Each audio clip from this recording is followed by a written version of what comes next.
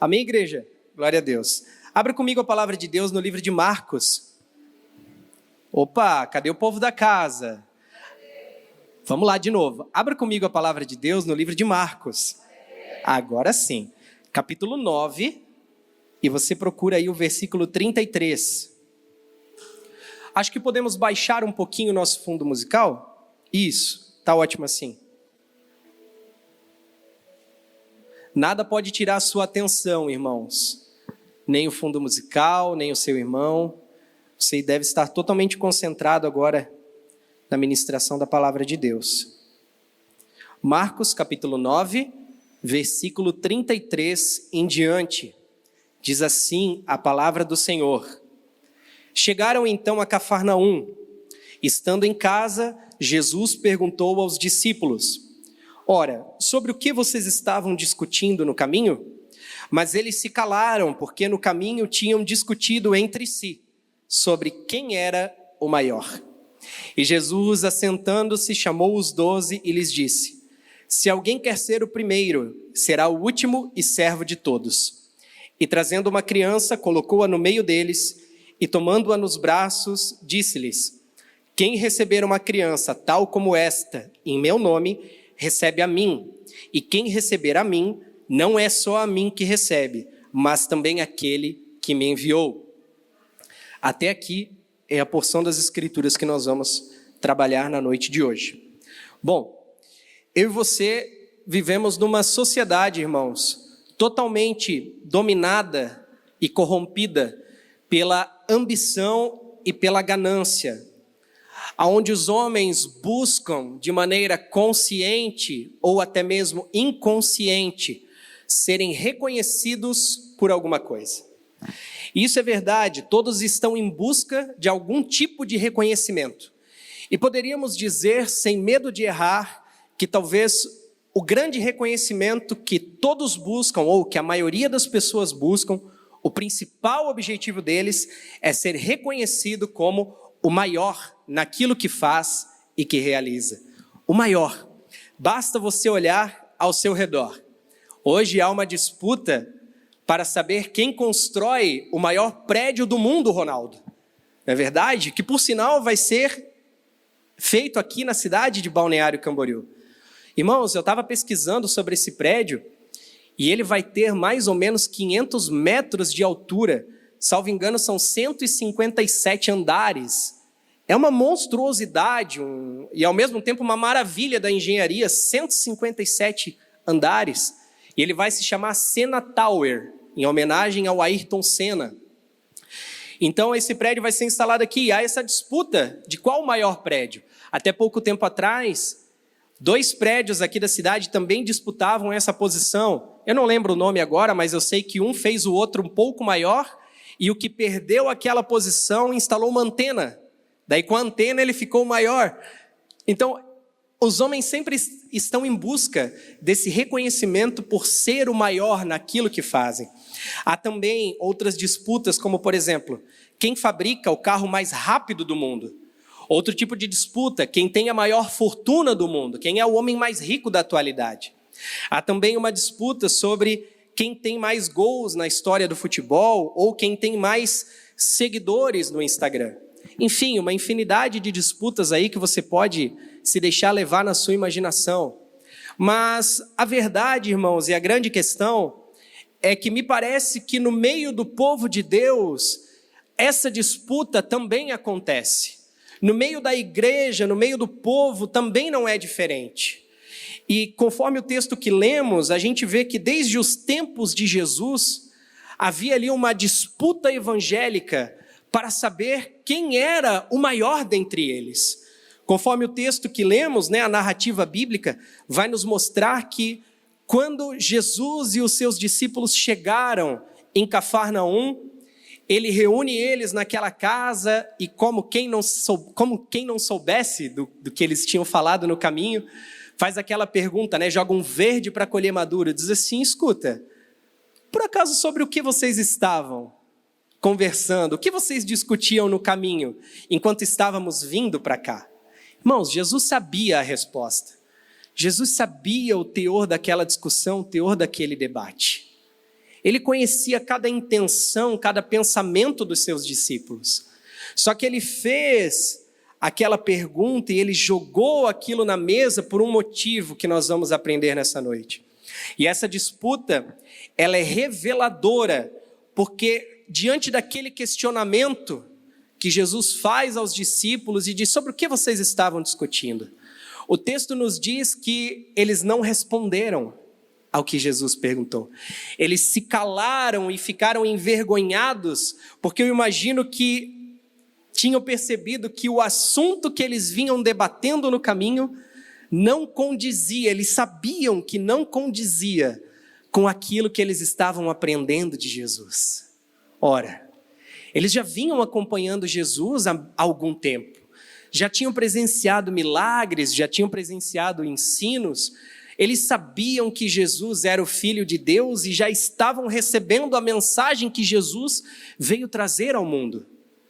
Então, quando Jesus lança aquela pergunta para eles, eu acho que cai a ficha, sabe? Quando alguém te confronta com uma pergunta que é tão óbvia, que te abre a mente assim, abre os seus olhos e cai a venda e você diz: caramba, é verdade. Eu não tinha me ligado, eu não tinha percebido sobre o que eu estava falando, onde eu estava me metendo. Eu imagino que essa tenha sido a reação dos discípulos naquele momento. E diante dessa disputa, diante desse diálogo dos discípulos e de Jesus, é que nós vamos caminhar nessa noite, e nós vamos entender de fato a verdadeira grandeza no reino de Deus, diante da ótica de Deus. E para que nós possamos fazer então, irmãos, a exposição correta da exegese desse texto, nós vamos precisar voltar um pouquinho na história para entender o contexto de como eles chegaram ali e por que eles se calaram diante dessa pergunta, para que você entenda aonde eles estavam situados. Vai comigo até o versículo 30 aí na sua Bíblia, mesmo capítulo, só que você começou no 33, agora você volta para o 30. E a palavra vai nos relatar o seguinte, ela vai dizer assim: tendo saído dali, passavam pela Galileia, e Jesus não queria que ninguém soubesse disso, porque ensinava aos seus discípulos e lhes dizia: o Filho do Homem será entregue nas mãos dos homens, e eles o matarão. Porém, depois de 3 dias da sua morte, ele ressuscitará. Eles, porém, não compreendiam isso e tinham medo de perguntar. Veja, um pouco antes de Jesus confrontar os seus discípulos sobre aquela discussão que eles tiveram acerca de quem era o maior, qual deles era o maior apóstolo, o maior discípulo que estava ali, nós encontramos Jesus tentando ensinar para eles a teologia da sua morte. Jesus estava dizendo: olha, eu preciso falar algo para vocês. O Filho do Homem que aqui está diante de vocês, ele vai precisar ser entregue nas mãos dos homens e vai morrer, para que depois disso, ao 3º dia, ressuscite. Ele estava falando dele mesmo. Só que o texto diz ali no versículo 32, que eles tiveram 2 problemas diante dessa fala de Jesus. Jesus dizendo: eu vou morrer, mas eu vou ressuscitar. Eu vou ser entregue nas mãos dos homens, mas fiquem tranquilos. É necessário que aconteça dessa maneira. Eles tiveram 2 problemas. O primeiro é que eles não compreenderam as palavras de Jesus. Eles não entenderam o que Jesus estava tentando ensinar para eles. Hoje, o que para nós parece tão óbvio, parece que para eles não era tão óbvio assim. E o segundo problema é que, além de não entender, eles também não perguntaram para Jesus. Eles não disseram: olha, mestre, então a gente está meio confuso a respeito disso, por favor, nos ensine o que você quer ensinar. Porque eles ficaram com medo. E por que eles ficaram com medo? Porque aquela não era a primeira vez que Jesus tinha falado para eles que iria morrer e ressuscitar. Volta comigo para Marcos 8. Volta um capítulo agora e vai até o versículo 31. Marcos 8, versículo 31. Olha só.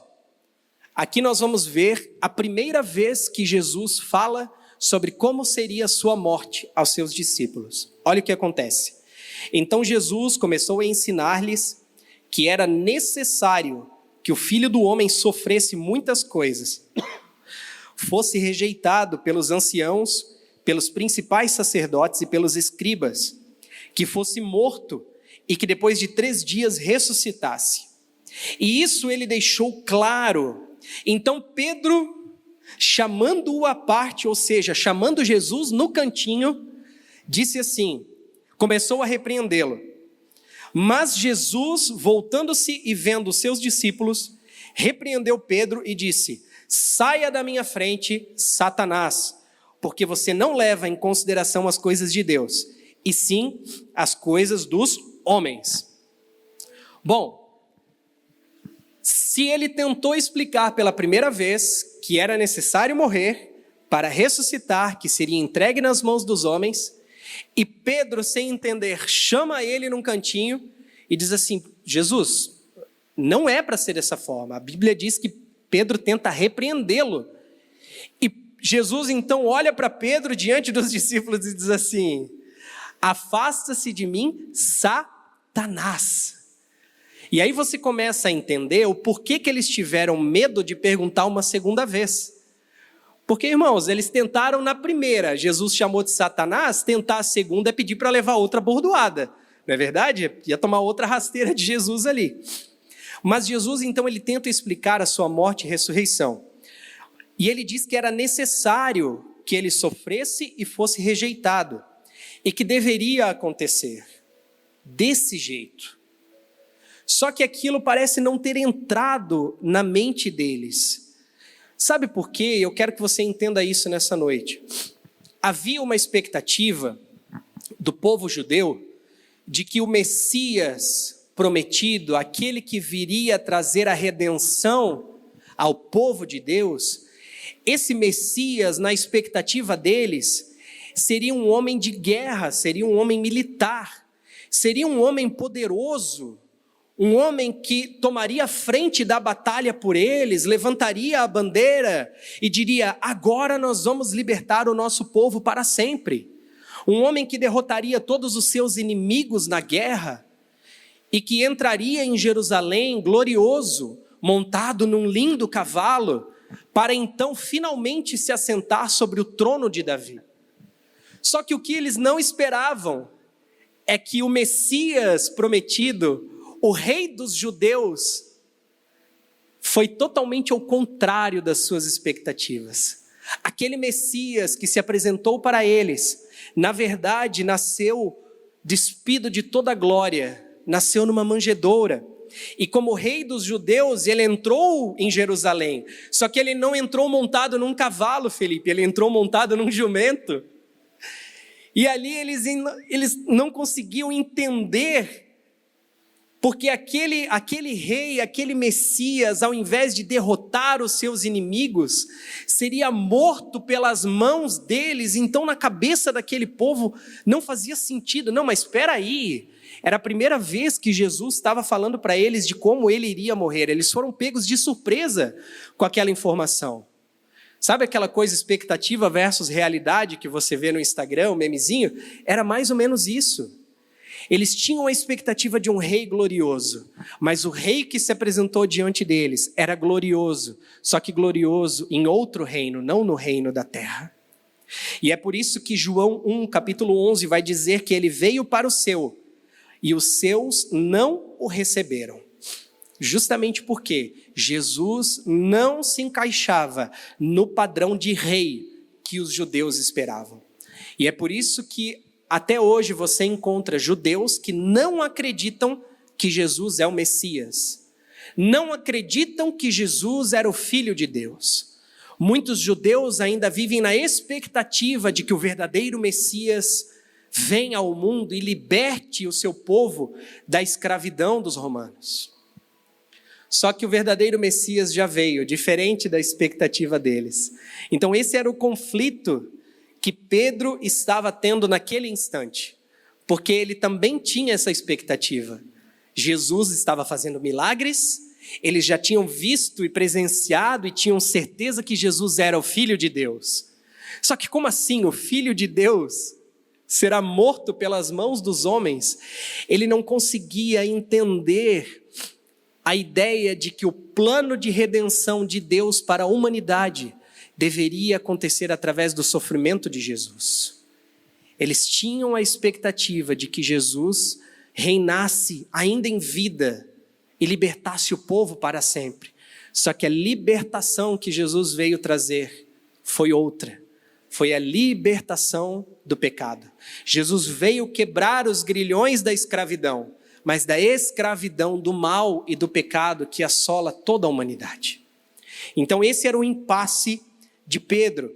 E essa revelação de Jesus foi totalmente ao contrário do que eles esperavam. Ele revelou que ele seria rejeitado e não aplaudido. Ele revelou que seria morto pelas mãos dos homens e não que ele seria o matador dos seus inimigos. Isso chocou demais a eles. E Pedro não conseguiu assimilar isso. A imagem de um Messias sofredor e crucificado no lugar de um Messias vitorioso e triunfante não coube no seu coração naquele momento. Então ele fica confuso, relutante com essa ideia e ele acaba tentando passar o sabão em Jesus. Chama Jesus no cantinho e diz assim: vem cá, vamos conversar sobre essa história aí. Não faz sentido. Você é o Messias e você vai sofrer e morrer. Como assim? E aí, tadinho de Pedro. Se ele soubesse o que Jesus responderia para ele, ele teria ficado bem quieto, né? Só que a Bíblia diz que Jesus ouve as suas argumentações, volta-se para os discípulos e chama Pedro de Satanás. Sabe o que significa Satanás no original? Adversário, ou aquele que se opõe ao propósito ou à ação de alguém. E naquele momento, Pedro estava sendo usado como um adversário ao propósito de Deus na vida de Jesus. Ele estava tentando impedir que acontecesse daquela forma, passando o sermão. Ou seja, Pedro não estava levando em consideração o plano de Deus, mas somente o plano que os homens tinham para Jesus, não o de Deus. Pedro até parece a gente, né? E depois dessa bordoada, ele segue em viagem, passando ali pela região da Galileia, claro que com uma bisnaga de gelol junto para curar o machucado, a paulada que tinham tomado. E logo mais à frente, no capítulo 9, versículo 30, nós chegamos naquele texto onde encontramos Jesus mais uma vez tentando ensinar sobre como ele deveria morrer e como ele iria ressuscitar. Então aquela fala não era a primeira, mas sim a segunda. E ele diz: o filho do homem será entregue nas mãos dos homens, e esses o matarão. Mas 3 dias depois da sua morte, ele ressuscitará. Só que agora, essas palavras de Jesus soaram diferente. E tem uma diferença. A diferença é que dessa vez eles ouviram quietos e não falaram nada. Pois apesar de ainda não terem compreendido essa mensagem, eles também ficaram com medo de perguntar o que ela significava. Afinal de contas, quem ia querer correr o risco de ser chamado de Satanás? Não é verdade? Todo cuidado é pouco. Só que, irmãos, eles não entenderam que a primeira vez que eles foram repreendidos e que Jesus se dirigiu a Pedro e repreendeu Pedro chamando de Satanás, não foi uma repreensão porque ele teve dúvida, mas foi uma repreensão porque ele não... O que eles não entenderam é que Pedro foi repreendido a primeira vez não porque não tinha entendido, mas porque estava tentando argumentar contra a vontade de Deus. Agora sim. Isso que dá a gente não olhar o esboço de vez em quando. Então a primeira repreensão não é porque não tinha entendido, porque gerou dúvida, mas é justamente porque ele estava tentando argumentar contra a vontade de Deus. Jesus disse: é necessário acontecer assim. E Pedro diz: não, mas espera aí, vamos avaliar direito. Deve ter outra forma, deve ter outro caminho, deve ter outro jeito. Só que não tinha. A profecia bíblica sobre a morte de Jesus precisava se cumprir. E Pedro, então, não queria uma explicação, ele queria mudar os planos. É diferente. É diferente. E depois dessas palavras, depois de Jesus ter falado uma segunda vez sobre a sua morte, eles não terem entendido e não terem perguntado, um versículo à frente, nós chegamos no nosso texto base de hoje, que é Marcos 9, 33 a 37, aonde eles já estão em Cafarnaum, numa casa, e Jesus os chama e pergunta: sobre o que vocês discutiam no caminho? Ou seja, entre o versículo 32, o final da segunda predição da sua morte, e o versículo 33, que é a chegada deles em Cafarnaum, nesse lapso temporal, os discípulos discutiram entre si sobre quem era o maior. Se isso não te choca e não te escandaliza, irmãos, a gente precisa rever. Porque Jesus, ele tinha acabado de falar para esses camaradas sobre a morte, sobre humilhação, sobre sofrimento. E os caras estavam preocupados em saber qual deles ia ser o maior, qual deles teria mais prestígio, ou qual deles teria o maior cargo, qual deles teria mais reconhecimento, qual deles teria mais status. Irmãos, esses caras também não ajudam. Eles não tinham entendido nada. E aí você vê o problema de não ter perguntado, porque talvez se eles tivessem perguntado naquele instante o que simbolizava as palavras de Jesus, teria evitado o sermão que eles tomaram logo adiante e o tapa na orelha que Jesus deu. Jesus falando sobre a sua morte e eles preocupados em saber qual deles era o maior dos discípulos. Qual deles teria o maior reconhecimento dentre todos os 12? E essa pergunta que Jesus fez de jogar na mesa e dizer sobre o que vocês estavam refletindo foi justamente para causar essa reflexão. É aquela pergunta simples, mas que te traz um choque de realidade e que faz a sua ficha cair e diz assim: nossa, realmente, eu não imaginava, não tinha me dado conta de que era sobre isso que eu estava falando. E assim como Jesus fez com eles, é assim que Deus faz conosco também. Muitas vezes Ele traz à tona o que está no nosso coração, justamente para que a gente possa reconhecer e confrontar as nossas motivações. Jesus falando de sofrimento, humilhação, e os caras preocupados em status e reconhecimento. Será que eu e você muitas vezes não somos igual a esses discípulos?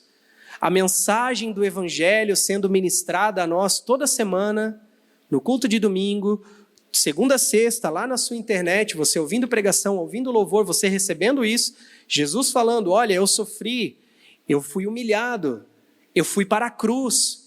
E nós ainda insistentemente alheios a essa mensagem, totalmente preocupados com o reconhecimento que teremos, com a posição que teremos, com o status que teremos, se seremos o maior naquilo que fazemos, se seremos os melhores na nossa profissão. Irmãos, tudo isso é secundário, tudo isso é passageiro, isso tudo vai ficar. Eu não estou dizendo para você viver de qualquer maneira a sua vida, eu só estou falando para você não colocar o seu coração no lugar errado. Se a sua expectativa hoje que queima no seu coração é meramente a sua realização profissional, a sua conquista da casa própria, a troca do seu carro, eu sinto te informar, mas a mensagem do Evangelho ainda não mudou o seu coração e a sua mente. O nosso foco, o nosso objetivo deve ser seguir o exemplo de Jesus e nada mais. Se for para sermos reconhecidos, amém, que toda a glória seja dada a Ele. Se Deus quiser fazer assim, amém, Ele vai fazer, mas se Deus não quiser, isso não pode contaminar o nosso coração a ponto de nos deixar tristes, ou desviar o nosso foco do que realmente é o Evangelho de Cristo Jesus. O Evangelho, irmãos, não é conquista, não é status, não é sobre quem é o maior, quem tem o melhor carro, quem tem mais seguidores no Instagram. O Evangelho de Jesus é sobre seguir os passos daquele que veio dar o exemplo para nós. É sobre eu e você sermos cada dia mais parecidos com Cristo, no nosso modo de agir e no nosso modo de pensar. E esses camaradas estavam ainda alheios a essa mensagem, alheios a esse entendimento. Eles ainda não tinham captado do que se tratava o reino de Deus. Ao invés de no caminho eles debaterem o significado das palavras de Jesus e tentarem entender, já que eles não quiseram perguntar, eles preferiram discutir sobre as suas próprias posições de liderança no futuro. E foi por isso mesmo que eles ficaram em silêncio, envergonhados diante da pergunta, porque sabiam que aquela discussão não era condizente com os ensinamentos do seu mestre. A ficha caiu ali, naquele instante. Eles estavam com a motivação errada, com o foco no alvo errado. E eu e você, muitas vezes, somos iguais a eles. Competimos entre nós para saber quem tem mais influência. Competimos entre nós para saber quem é o mais importante.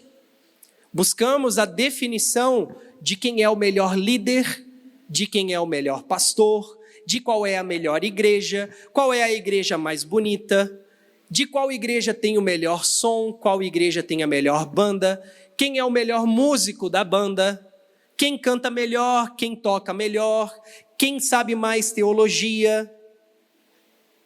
É isso, irmãos, essas comparações e mais comparações, onde um vai querendo ser maior que o outro.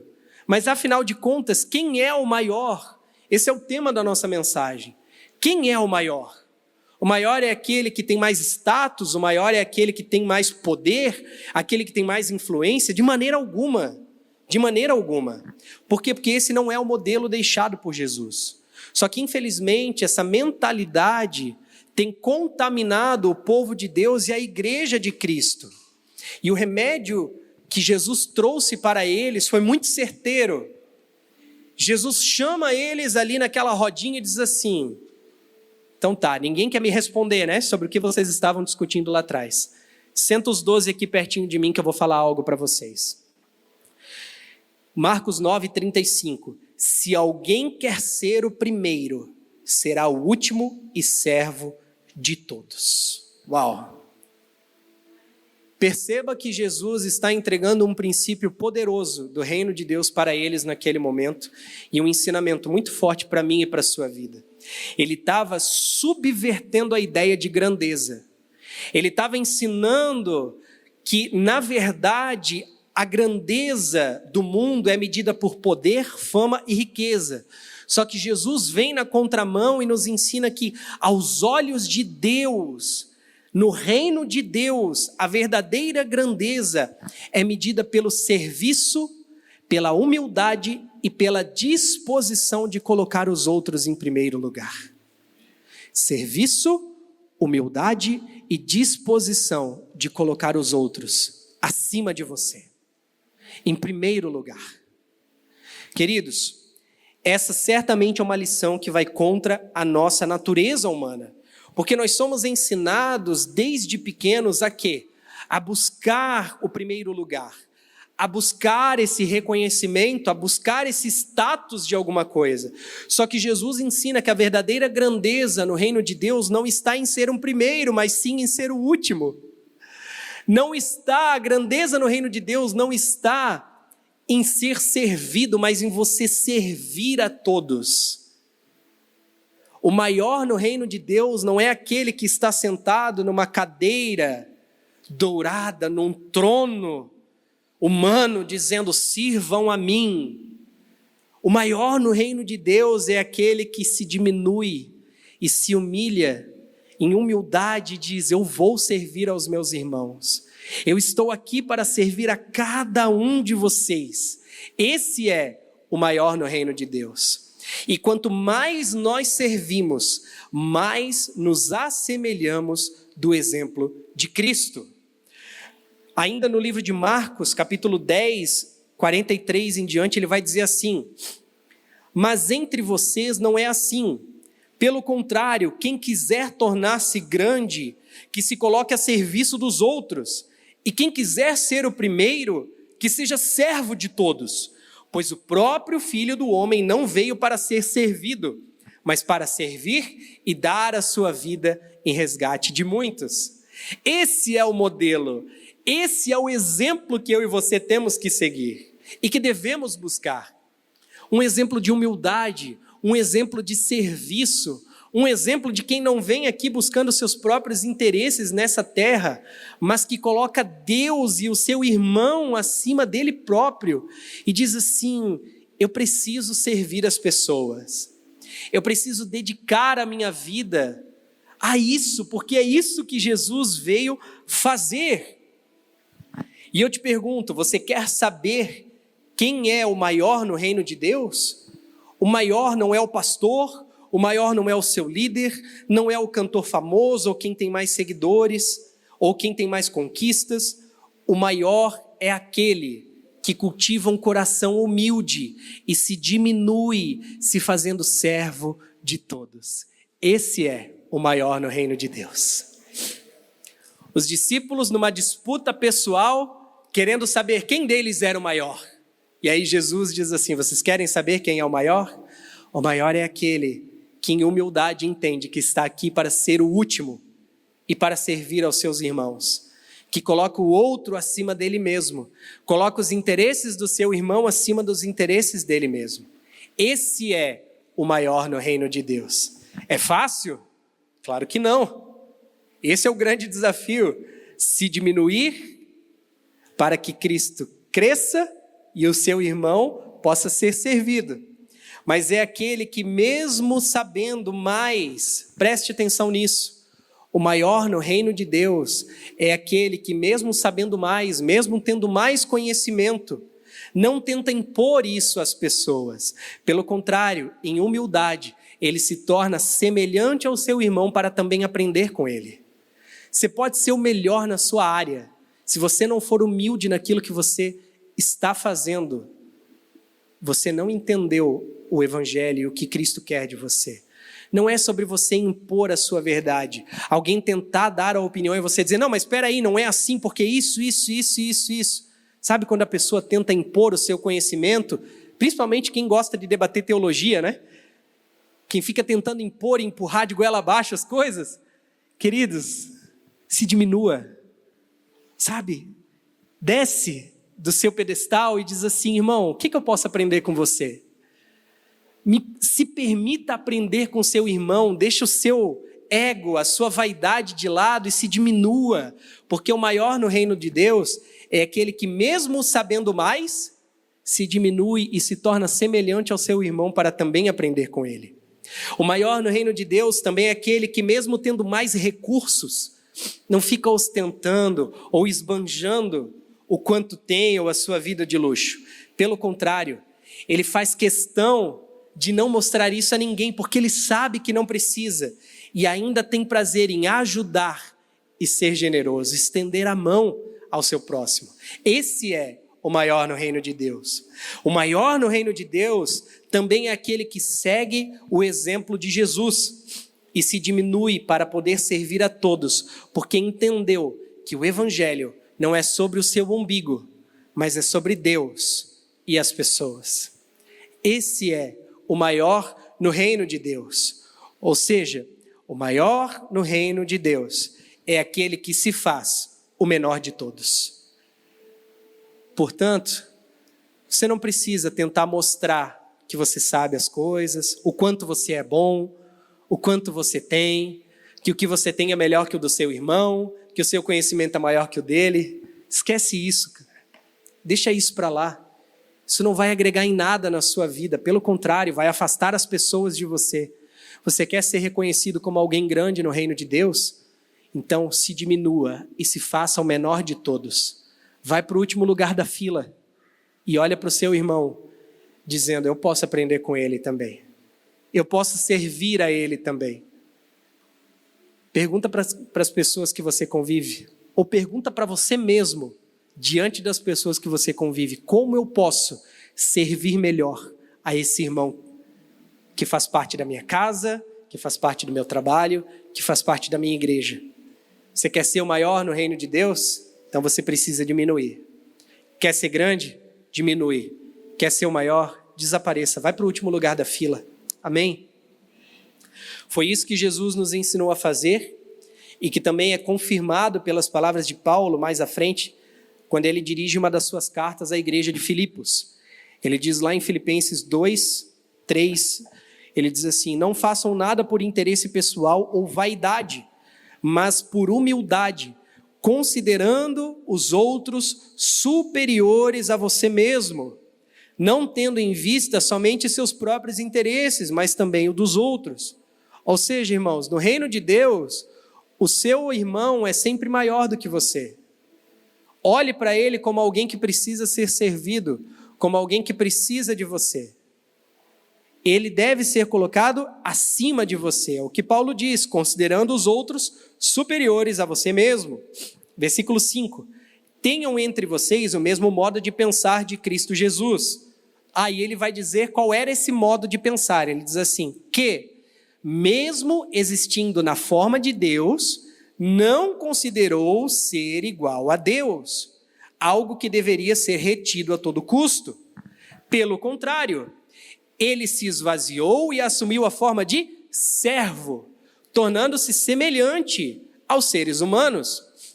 E reconhecido em figura humana, ou seja, tendo vivido como um de nós, ele se humilhou, tornando-se obediente até a morte e morte de cruz. Esse é o exemplo de Jesus para mim e para você.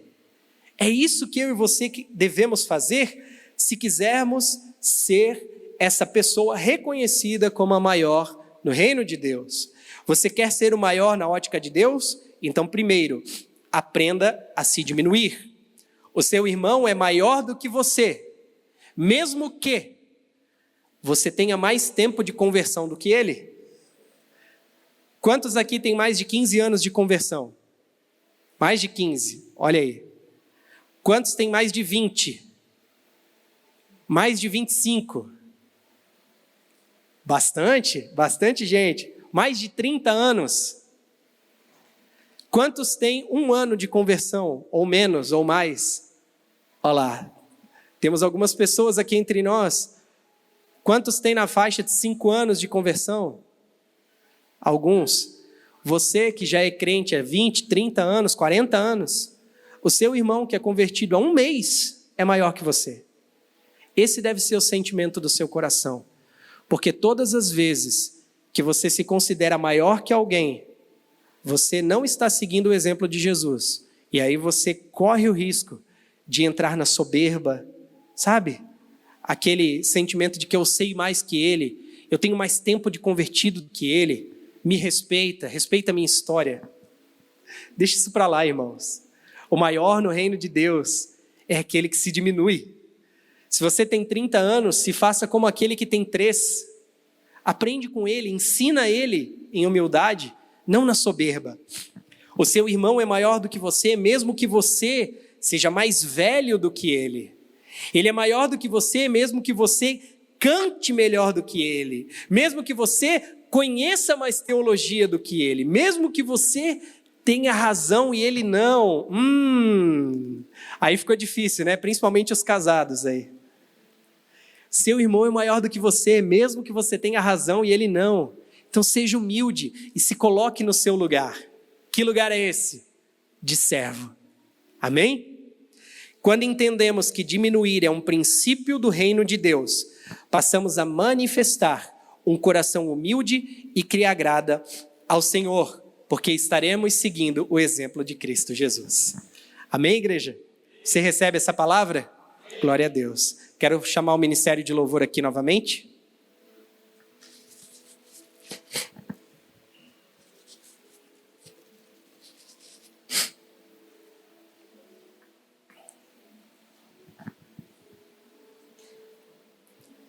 Quem é o maior no reino de Deus? Aquele que serve. O maior é o que serve. O primeiro é o último. A matemática de Deus é invertida. Maior é o que serve.